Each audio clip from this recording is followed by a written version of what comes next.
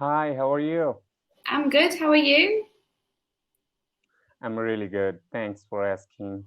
What's your name? My name's Ellie. What's your name? My name is Ashish and I'm calling from India. Ah, And okay, nice to meet okay. you, Ali. Yeah. You too. What would you like to do today? Would you like general conversation or would you like First, to? I just want to know about you. Where are you from? Okay, okay. I'm Yeah, from England, but I live in Italy. Italy. Uh-huh. Mhm. So you're from England. Uh-huh. That's great. And how long have you been teaching here? On Cambly. Mm-hmm. I've been teaching on Cambly since the beginning of March now, so a month and a half.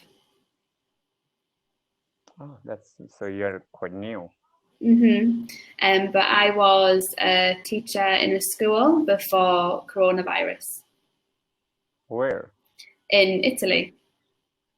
In Italy. Uh-huh. So now you're in Italy? Yeah, yeah, Oh, it's a really worse situation over there, right?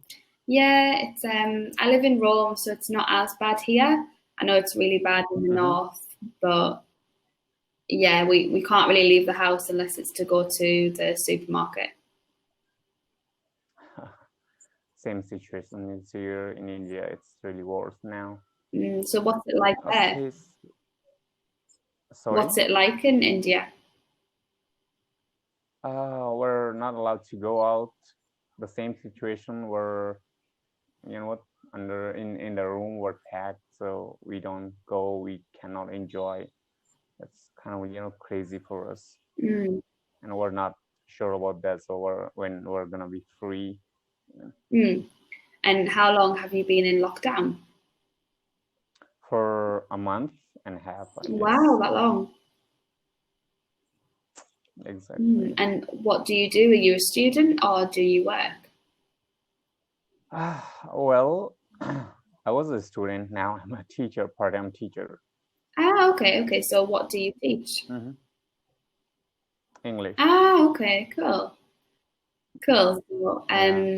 how long have you been using Cambly, and what do you use it for? Do you use it for conversation or? Yeah, actually, I just started using Cambly. I was sitting in the room, so I thought, okay, let's meet some teachers, get some ideas from them, and yeah, a normal conversation. I haven't got any topic, and so discuss over there. Yeah, so I'm just grabbing some knowledge, some ideas, and let's see. I might be apply for some other courses as well, teaching course. Ah, okay. So what ages do you teach? Mostly I teach teenagers and Ah, adults. okay, okay. And do you enjoy it? How do you find teaching teenagers? It's quite good. Sometimes they're annoying really, but not all time. hmm Yeah, sometimes they're really annoying. Yeah, exactly. But adults, they're not. They're Yeah, cool. I think adults might be the best age to teach. And what about you? I mostly teach adults, but I worked at a private school, so anyone could Mm-hmm. really book lessons. So we'd sometimes have children, but mostly adults. Mm-hmm. And how do you teach? What's your method? What's your So in our school, I path? don't know if you've heard of it, it's called the Callan method. Yeah, Callan? let me type it for you. So it's Uh-huh. Yeah, sure. it was created by a guy from Britain in the 50s, and he Mm-hmm. basically thought that the best way to learn a language was how we learn our language when we're children. So it kind of Uh-huh. works. So, for example, you have a class, there's Mm-hmm. 12 books in each, so you have stage one Mm-hmm. up to 12. Um, Mm-hmm. so we will teach from stage one to 12, but usually a basic Uh-huh. lesson is 25 minutes of questions. So you Uh-huh. will question them. And what do you think, is grammar necessary or not? Yeah, so we do a little bit of grammar, but nowhere near as much as some conventional schools do,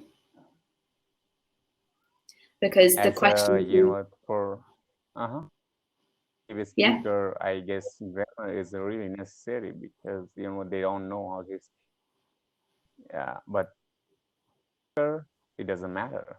What do you say? Yeah, so the method works by we ask them loads of questions, and we repeat the questions and then do a little session of new questions each lesson, so they constantly hear the correct way to say something. So they have to respond word for word how you prompt them to.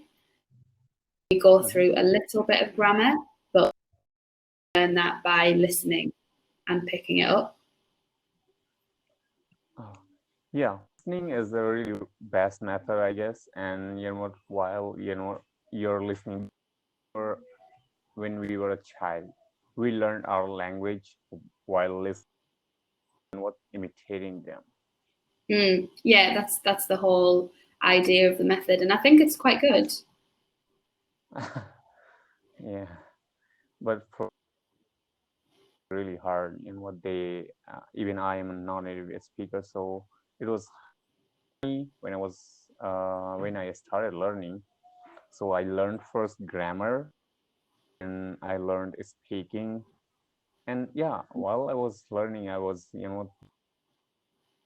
lots of native speakers as well, movie dishes.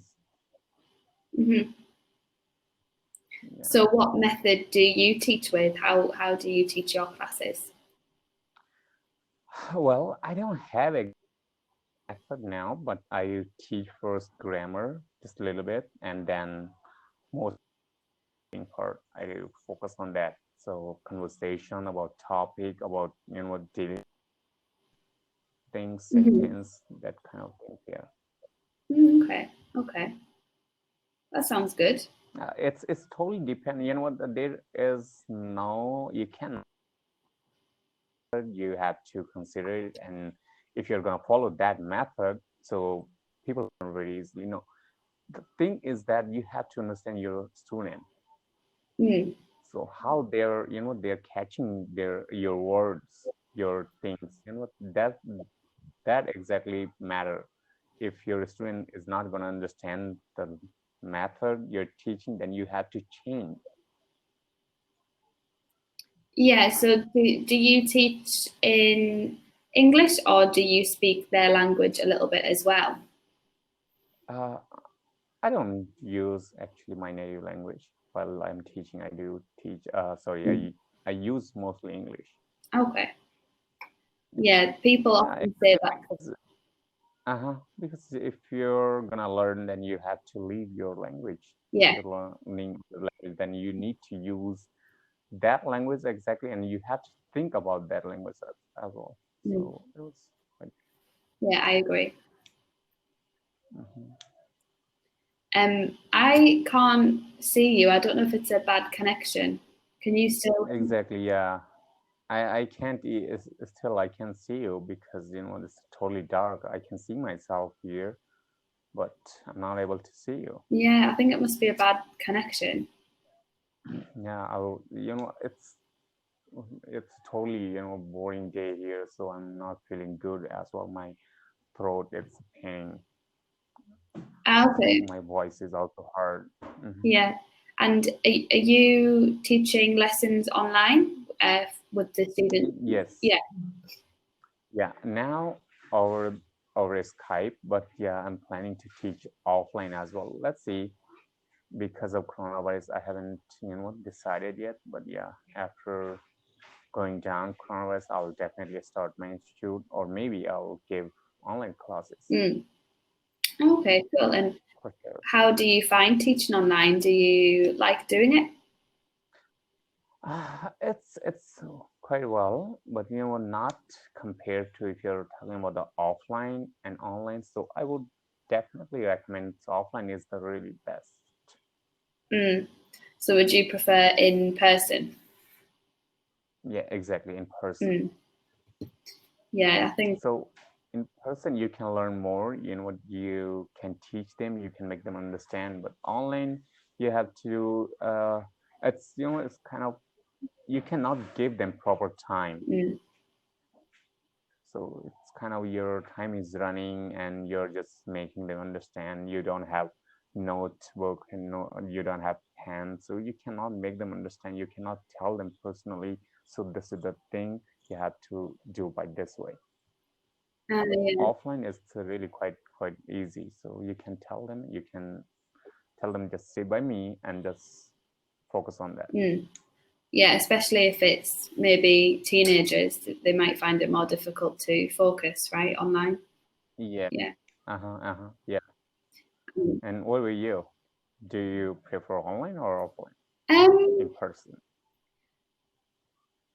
I like both, but I am missing leaving the house and going to work and teaching in the classroom. And I think it is easier in the classroom, obviously, because you're with them and you can help them.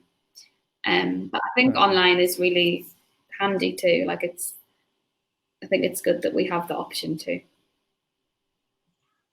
Yes, exactly. And do you prefer like one-by-one classes or in a bunch, in a group? I prefer one-to-one.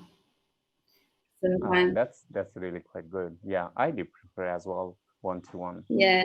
That's quite interesting. Exactly. Yeah. Why do you prefer one-to-one? So one-to-one, I do prefer because I feel very comfortable with them in one-to-one. In a bunch, in a group, so I don't feel comfortable, because then in a bunch or in a group you have to focus on everybody. Yeah. In a one time, right? So you have to teach them the same thing. You can take example, for example, in a school or in a college, you have to just go and just follow the rules, follow their books. You don't need to even use your ideas, what you have in your mind. You have to follow their rules. Yeah, it's difficult. I prefer one-to-one because of that. And sometimes if it's a large group, it can be quite intimidating. Yeah. Exactly. I taught 12-year-olds recently, and they were really badly behaved, and there was quite a large group, so it was just like a nightmare. It was really difficult too. Kids are always, kids are very annoying. They don't listen. If you're teaching them, they're just playing there with their toys. They don't care, okay, because their mind is totally, it's kind of fun type. They just want to be fun every time. So it's quite, hard to teach them. Yeah, I agree. I definitely prefer teaching adults and one-to-ones if possible. How do you feel about group classes with adults?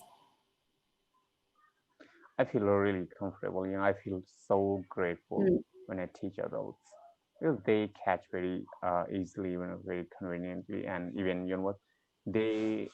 you have to just make them understand once or twice maximum, and then you can tell them, or you can feel comfortable, because you can be friendly with them.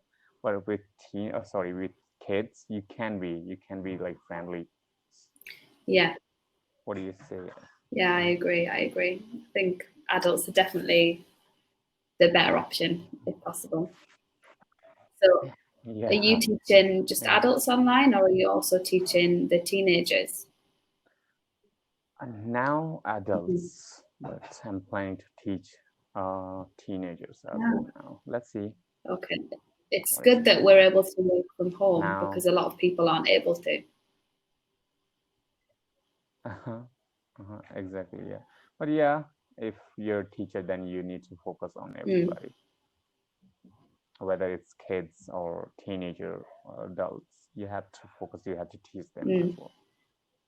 Then you're going to be a great teacher. When you know how to handle all of them. Exactly, yeah. Okay. So I guess we're running out of time, so it's going to be 36 seconds. So it was really nice to talk you too. You. Yeah, and I'll catch you Okay, soon. well, have a good day and stay safe. Yeah, thanks. Bye. Bye. Bye.